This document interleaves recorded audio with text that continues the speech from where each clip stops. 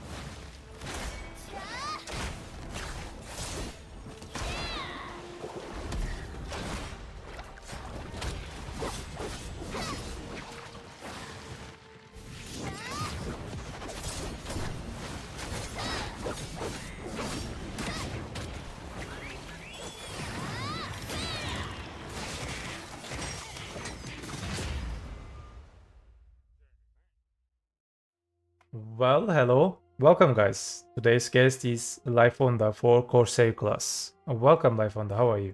Good. Thank you for having me. So, may you please introduce yourself? So, my name is Layfonda. I've been playing BDO for basically since NA launch. I have gone on and off playing like 6 months and then quit for 3 months up until 2021 when Nova launched. And then I just got hooked back to the game and I've been playing since for over a year now, consistently. Thank you.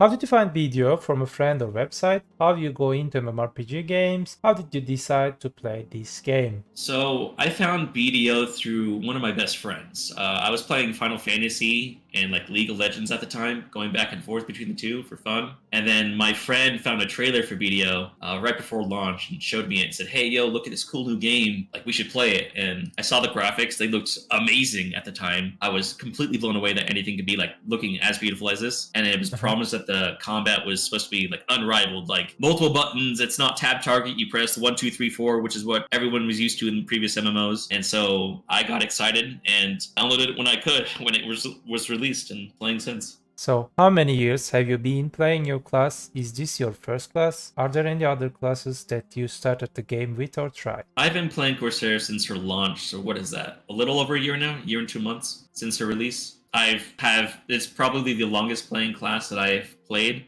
consistently without rerolling or trying a new class. I originally tried Sorceress on NA launch just because I thought her design was cool and how she was kind of like mystical and all that stuff. I had fun with it, got to level 30, and then got bored for some reason, and then swapped to Witch afterwards. And I had more fun with that because in my mind back then, I had a style of I want to be like a ranged magic user, which I thought Sorceress would be, but Witch ended up being the role instead. So I played Witch for a couple years, and then Awakening Mystic trailer got released, and I got hyped for that and swapped to Awakened Mystic back when she came out and was the most broken class ever to be released. Had a lot of fun with that. I still, to my heart, she will always be there as my favorite. And then when I quit, pretty much on and off, going back and forth. When I first returned back in 2021, I decided to try Guardian because I heard it's simple, easy PvE and the PvP at the time that she was in the meta, and so she was pretty easy. I played her up until Corsair release, and I said, goodbye Guardian, I'm shelving you on you're going back to the being an alt character. Go back to Boss Slayer. Hello Corsair. Stuck with Corsair ever since. Okay. Do you think your class is newbie friendly? How would you rate your class out of 10 in terms of difficulty in PvE and also PvP? In terms of both specs, Awakening and Succession, I would say they are not noob friendly. Awakening especially is more difficult than Succession by far, in my opinion.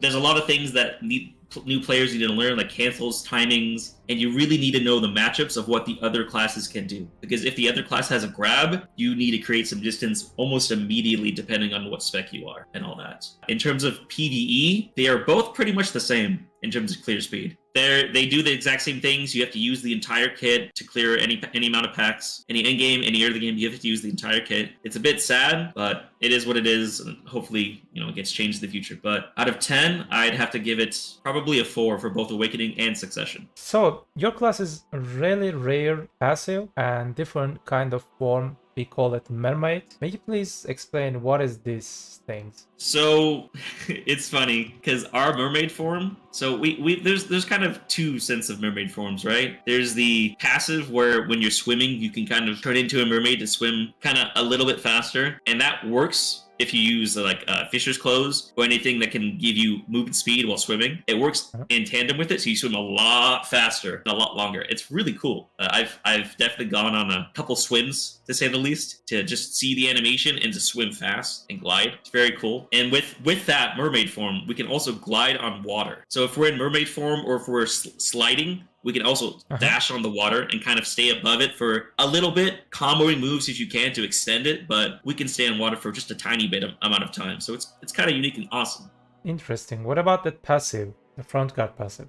So her passive is unique in the sense that it can break frontals, right? And prevent recovery depending on what abilities are hit. Currently, only I think few classes have maybe one ability that can do it. Succession Corsair exclusively is nearly all her abilities. If she hits you, she will knock down a good portion of your guard, depending on its SA block or whatnot. She'll knock a good portion. And if you're hit with a certain ability, you will stop recovering guard entirely. So she's very good with that utility and blowing up Q blocking classes. So warriors, Novas, Valks, anyone that can just Q SA block and just walk at someone, she's very good at blowing them up and blowing up their guard, so that way they can't do that and they have to back off a bit and kind of regen their frontal more.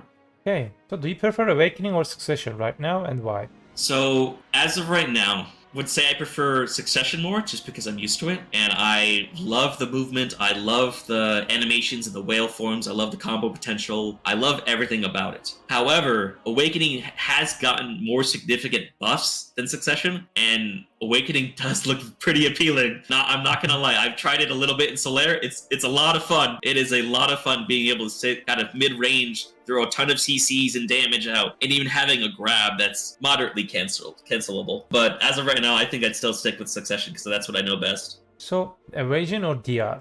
Evasion all the way. If you are planning to play this class endgame, Node Wars, that's outside T1s and all that, Evasion all the way. You have to be Evasion. I published a PvE tier list video on my channel, and there is a page related with Corsair. May you please analyze this in general? Let's look at Awakening first. So early game early game spots, you gave her a 3-star rating. I would move that to a 4, only because she has the same movement and she's kind of mid-range. So if you go into something like polys, you can pretty much 2-shot things from a mid-range and kind of turn around and shift your focus. Kind of go in like a 360 movement and clear pretty fast. Succession kind of does the same thing, but you have to get more up close and personal, but there's more combo potential at the same. But otherwise, your tier list is everything that you said for Awakening and Succession. Is dead on, spot on. Yeah, I would agree with everything. Thank you. Let's make it more detailed. May you please give us a bit information about Awakening PvE early game? Early game spots one-shot type, mid game spots more like you need to pull mobs like Riot Stars and Bloody Monastery, Orcs and etc.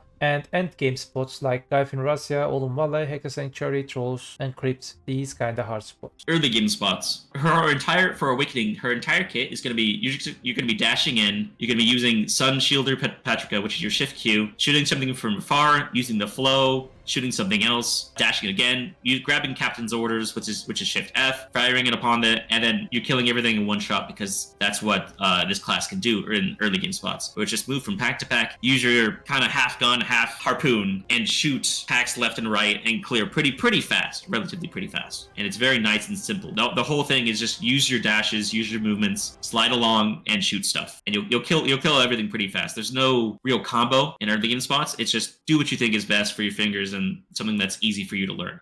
For mid-game spots, this is kind of in tandem to endgame because they're relatively the same for Awakening Corsair, because she does not have that good of a clear. You pretty much just want to, again, use your entire kit for everything. So if you want to start off grabbing mobs, you'd use Wavebreaker, which is just your A or R&B, which is you just dash to a side, shoot kind of little pellet gun, or you use Light 'em Up, grab all the mobs, have them come rotate to you, and then you would start using your entire combo. Everything your Awakening has, you use to clear, which is the sad part about Awakening's mid-tier and end-tier PvE. It is just you have to use every ability because it doesn't do the damage that it should to clear fast, like other classes would. So let's talk about Awakening PvP. 1v1, 1vx, 5v5 or Arena of Solar, and large-scale potential. Awakening Corsair's 1v1 is really good, actually. She has a lot of kiting potential, especially since they added her new ability to disengage. I believe it's called Tide Splitter Patrika, which is you just, it's SF, and it's an iframe into an SA, and then you can just use her main hands, SF, to further disengage, and you're out of the fight, pretty much. She has phenomenal disengage. Her 1v1 is, just because of that disengage alone, is really, really good at kiting. You can throw CCs, just start shooting people, hopefully break a couple blocks, and with those CCs, you can do a lot of damage when you get someone down, or Sun Shielder into the flow, into Captain's Orders, and she has a lot of down attacks with Spare No Quarter as well as Close Quarters, which is her melee form of using the Harpoon, but it does down attack often. And then in terms of small scale, I would say the same thing. If you know how to play the class, she performs really, really well. If you have good team setup and good team synergy, she can fish for CCs. She has a small grab, which they sped up timing of. I know on release for Awakening Corsair, the grab was pretty bad to say the least. It took practically 2 seconds to wind up and then fire for the grab. Now it's pretty much half a second it fires, and it's very, very fast. And if you can catch someone with it being a range grab, it's pretty successful. So if you can kite well and you can throw tons of CCs, you have good synergy, your team in small scale can follow up on anything. Especially her damage is actually pretty insane in the numbers. I was looking at some people and I even tried it myself, and I was really surprised that how well she can do in small scale if you have the right synergy and team with knowing what you're doing, how to be protected, using your skills correctly. She does a lot of damage if left alone, like Node War endgame.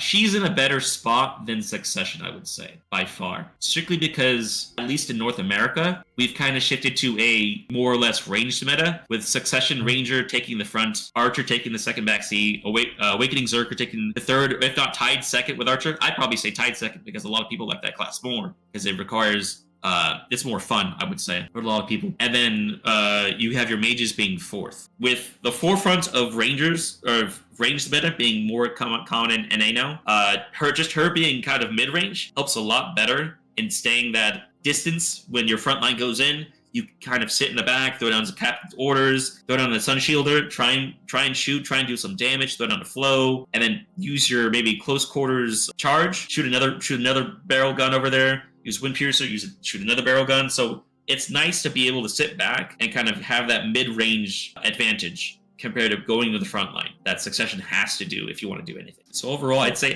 she's pretty solid in 1v1, in small scale, and in large scale. She's pretty solid. So I want to add this one. You said that the class is very hard to play. That's why most of meta boys crying about, hey, we are not be able to Corsair Awakening because Corsair Awakening is shit class and that class.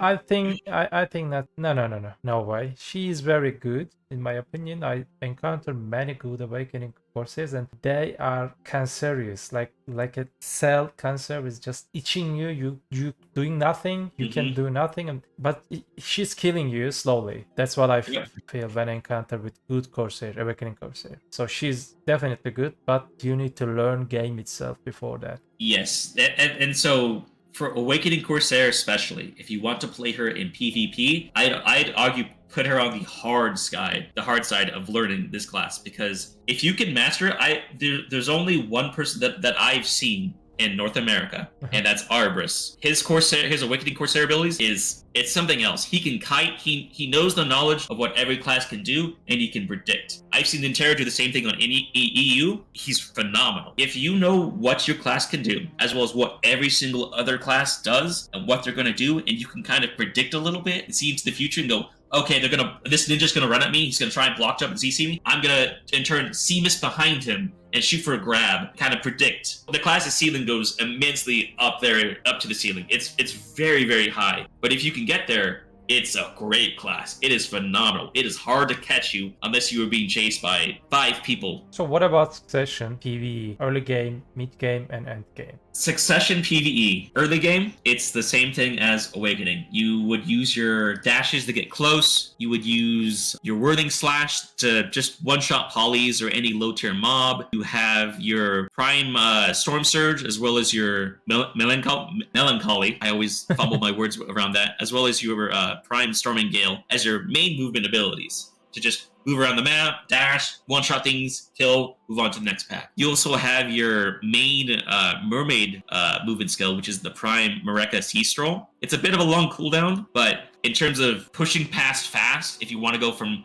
pack to pack to pack super, super fast, it'll get the job done. In terms of smaller end areas, it's very good. It's very fast. It has a lot of mobility. The only issue is its stamina. If you can manage the stamina well, you'll be fine in lower tier end spots. In mid tier and end game spots, she has the same issue as Awakening in that you have to use her entire kit to really do anything. So like if you're going to Bloody Monastery, for example, you would use, what I would use personally is I would attract them all using Ocean's Melancholy, bring them all to me, start off with Q, F, and then immediately use Shift C, dive underwater, suction them all up, do a bit of damage, because your whale abilities for Succession are your biggest hitting abilities in PvE. Nothing else compares to it whatsoever. But the issue is those abilities are roughly 20 to 25 second cooldowns, so you kind of need to space them apart. So you're not blowing your entire combo in 5 seconds, and then you're sitting there using sword skills for the remaining 20 seconds until they're coming up. For Bloody Monastery, I would use Shift C, go underwater, come back up, let the full animation come up, dash backwards, get behind them, use S RB into Shift RB, which is Wave Pout flow into Prime Ocean Pearl. And then just recently they improved our combos so that we can use Prime Captain's Orders pretty much immediately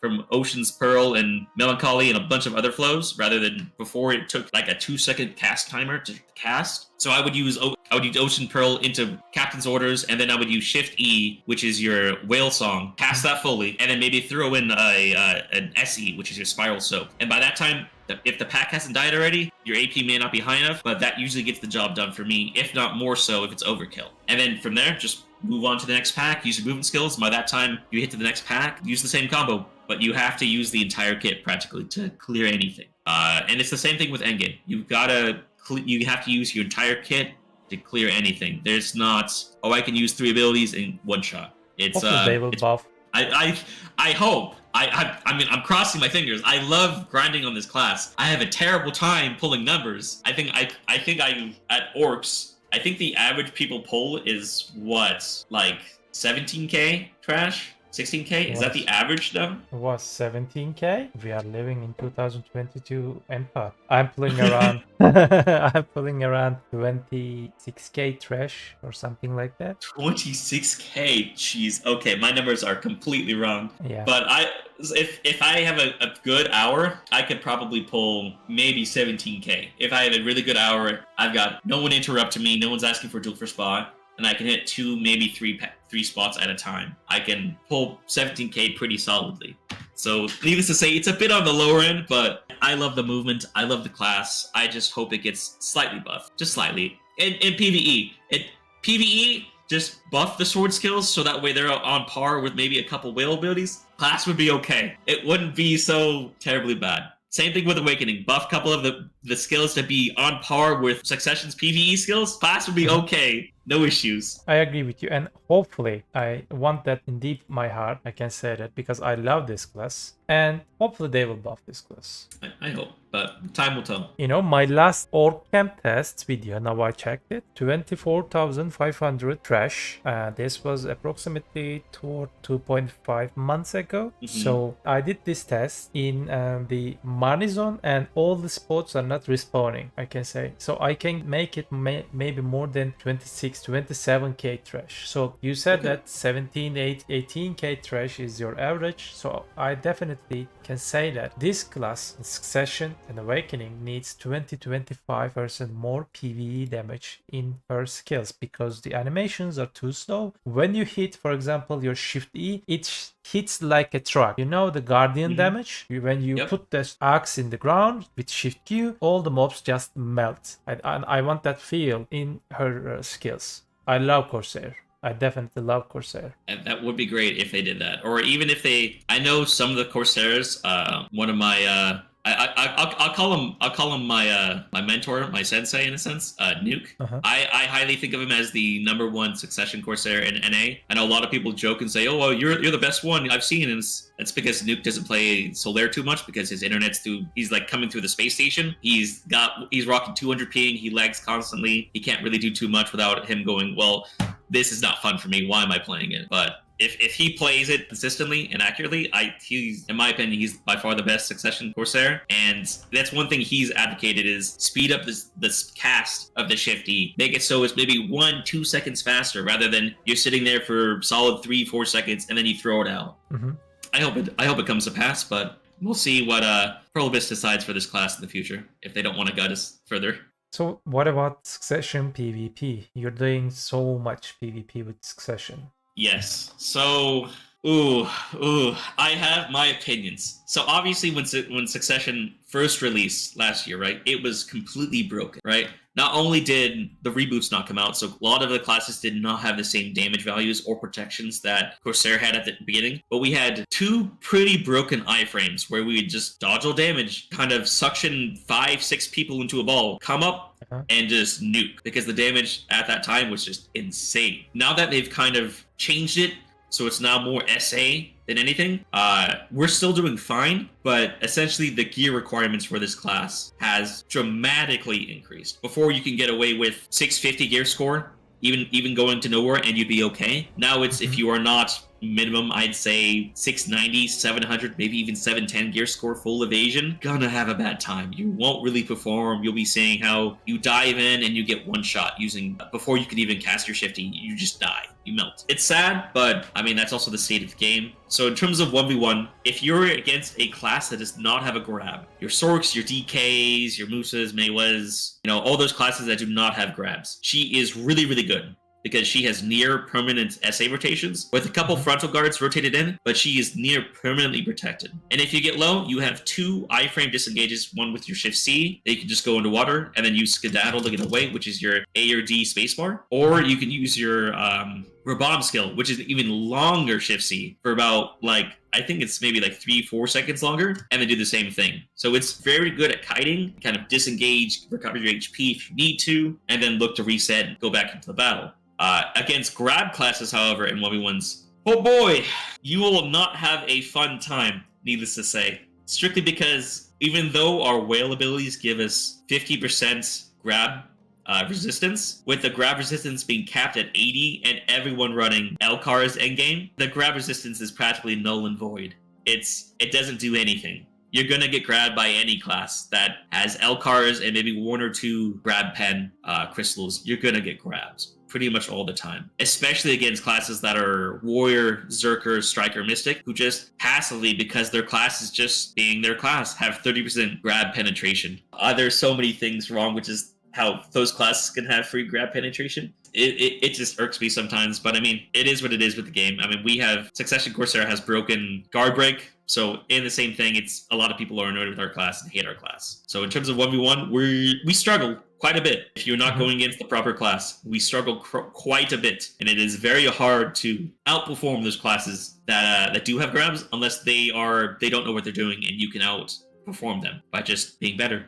In terms of small scale, I'm going to represent small scale in terms of Solaire as of right now, because it's kind of the same thing. Solaire in 3s, 5s, maybe just like a small platoon of 8. It kind of does the same thing, where in the sense that your entire job is working with your team, and your team needs to play off you. If you go in hoping, oh, hey, I'm going to dive in, suction them, use my combo, and I'll blow up maybe 1 or 2, maybe open world, sure, you might be able to get away with that. But Solaire especially, you do no damage. Our AP values at Solaire's AP, very, very, very small. The amount of damage you do. And so that's why it's very team comp oriented. So like open world, for example, if you're doing 3s or 5s or small scale, if you have a Corsair, they'd be essentially one of your pre-engagers. So I know there have been a couple times I've joined guilds and they say pre-engagers go, go, go. Typically for me, that would be, in my eyes at least, it's Corsairs, your Zerkers, your guys that go in, use their 100%, blow, like stun everyone, and then the team follows up and wipes, right? So for Corsair, you go in, you dash in, you suction as many people as you can, let the Zerkers come in, let your team follow up, let the Awakening Valkyries come in, just get the feeds all they want, and they're happy, smiling. Look, I got a 10 piece. And you're sitting there, hey guys, I did my job. I got 1 kill, kind of thing. It's not what it used to be when she first got released, but it's still strong with utility and the suction and the guard break. And her 100% is underutilized, I'd say, for Succession because it heals. And it heals a big chunk in open world. I would argue it's like you're having 2 mages casting or bomb heal on you at the same time. That's the amount of healing that she can do with her 100% heal. Only issue is she does not heal herself, and so if you're getting nuked and you don't have gear, you're gonna die before you can even get a full cast off, which kind of is unfortunate, but it's what the class is. It's what the class is. I understand why you wouldn't heal yourself, otherwise it'd be completely broken, just 100%ing healing yourself and your allies and no one dies no matter what. It's kind of broken, but it's a shame. In terms of open world, node war system, endgame, large scale, all that, she really does struggle because you have to use a lot of your movement abilities and your stamina to get in close to a lot of these classes. I know I've noticed myself in my playstyle, it's become more ratty. Instead of going in with the pre-engagers for node wars, I will maybe sometimes work with the ninjas, work with the flex class, and kind of loop in the back, try and get some of the rangers, the succession rangers, or the archers, catch them off guard, hit them down on the ground, blow them up before they can blow up my team, and then I work my way towards the front, suction, let my team come in, do all that stuff. Because if you're doing, like, say, a 50-50 node war, and you're trying to be pre-engager, and you dive in, you use your suction ability, you do your job, by the time you come up and you try and cast any kind of combo, you're going to get one shot by any ranged ability. Whether it's a Zerker just looking at you the wrong way, or it's a Succession Ranger just holding one ability, which I think is their shift right click, fully charged. They just sit there, turn, look at you, fire, and you see your HP go from 100 to, oh, I need to leave, I'm about to die. It's unfortunate, but it's just the state of the game and how the class has progressed when reboots were released. It's very, very hard to play, and so I've seen, again, I'm gonna put Nuke in the spotlight here. I've seen Nuke's gameplay, and he runs Sissel Centaur sometimes if he needs to, sometimes Ogre Centaur if he has to, but he runs that extra evasion, that extra DP just to survive just that tiny fraction longer, and then just rat around and just try and chase those rangers down, try and help your team if they need help with your suctions, with your combos. It's unfortunate, but that's just how the class is right now in terms of PvP. Thank you. I think you summarized very well and enough the Corsair. What do you think about BDO for current situation from past until now? I think BDO is in a better spot than it was previously, right? So again, I was here since launch. I've seen the terrible bugs, the terrible quality of life. I've seen the UI back then. Everything was a mess compared to what it is now. I know when I talked to BDO to friends who have quit and all that, I tell them, oh, they gave you a free pen accessory if you just grind 2-3 months. You can get a free pen accessory. And they go, what? Really? Wow, that's really cool that you can do that. And then we reminisce about the times where the only time you can get gear is like if you had Rosar amulets or Rosar rings and you had to force enhance it to get up or something like that. And it was really kind of a heavy grind and kind of sad when you blow gear up and you go, oh, well, I have no fallbacks now. I kind of don't want to grind anymore. So in that sense, BDO has improved. It is getting better and better each time, especially since I do like how PA took over from Kankao. They upgraded the servers. There has been more feedback from them. I guess try to listen to us, but I hope that the listening goes higher and better in the future, and they truly do listen to us and not just, oh yeah, thanks, we'll take that into consideration and kind of just don't wall us and it goes to dead silence for a couple months and nothing happens and comes from it. But at the same time, Pearl Abyss as a company, I feel like has too many hands in the cookie jar, I'd say. BDO and BDO Mobile, I'd say, is like some of their top, like, biggest releases and like their best games that they've released. And I know Jay has said that their staff kind of works in tandem as one unit versus having different subsections. Like there's a PvP group, there's an art group, there's a PvE content group. They all work as one, releasing content. Yeah. And so in my eyes, that's kind of bad and mismanaged, because a game like this really should be having different departments working on everything. There should be a small team of PvP, small team of PvE, a group of team working for the next expansion, the next release, next class. I feel like everything, if your time management and everything's working well in the company, they should have different departments. And then in the end of the day, they all come together, coming together with their projects and their ideas and everything. Instead of everyone working together as one unit on everything, so the PvP people would be working on PvE as well as the art direction and what goes on, and then so PvP gets left behind. And at the same time, they're also PAs announcing 3 new games. I believe there's that Fire Bullet game that was trailered, I think in 2018. It looked pretty good. I'm not gonna lie, it looked pretty good. I was excited. And then I think they shelved it for the near future until the near future when they want to work on it again. Same thing with Crimson Desert. It looked really good. The trailers looked awesome. I was honestly excited to play, even if it was a solo experience, that kind of game and learn the story. Now we've learned in the past year, they also shelved it. And now they're working on Dokivi. I think for sure has a release date. Hopefully. I'm probably still going to play it just because it seems fun, quirky, cool, I guess. Pearl Abyss being as small a company as Jay has said, for them to have multiple games on the works, as well as not really focusing on BDO too much and having just the department work as like one ball, to me it just feels mismanaged and an unfortunate time for BDO. When I think of it, BDO could have been that Final Fantasy, that World of Warcraft kind of game where everyone talks about it. Everyone's like, yeah, I play BDO. Yeah, me too. Let's play. Kind of thing. But here we are. If you have a chance to add a new feature to BDO or change something, what would it be? There are 2 things I'd add. One would be a feature in BDO. It would be really, really cool if we could utilize our alt characters for something other than boss alts. For example, what if you could use it as an additional worker, but they require more beer, more chicken, more stamina to upkeep, but they give you more resources in return. So rather than getting 1 or 5 potatoes at this potato farm, you could maybe get 30 in an hour, maybe more. It would be really cool and a really nice feature if we could finally utilize our alts aside from boss alts and just energy abusers and life skillers. I would really like that, just be able to do something like that. And then the second feature, it's more so on PA side, and again with the whole management issue, it would be really nice in my eyes if there could be just a monthly balancing of PvP and PvE. Make the classes that are suffering PvE, bring them up to kind of current standards, make sure they're okay, and they're not struggling. Corsair, for example.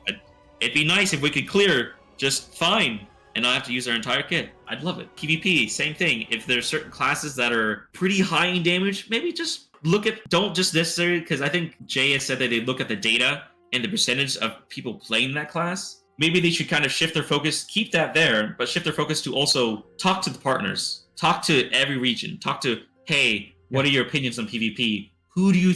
What do you think needs to happen? Because I can tell you a lot of partners are going to say, Suck Ranger's damage is a bit too high. Moose's damage is a bit too high. Oh, Why is Q blocking a thing? Maybe nerf it a bit. Why does Corsair have guard break? That's kind of annoying. Maybe nerf it a bit. It's going to come down to these things of every class should be kind of balanced in a sense. It's going to be really, really hard. It's practically impossible to balance all the classes. It really is impossible with how many classes there are and how many specs. But you can get it to a sense where there is a healthy PvP, maybe even buffing DP, making DP relevant. So if you hit 401, you can survive a combo at 309 AP instead of this DP doesn't mean anything unless you're like 450 DP, and even then you still get 2-shot kind of scenario that we're kind of all put in.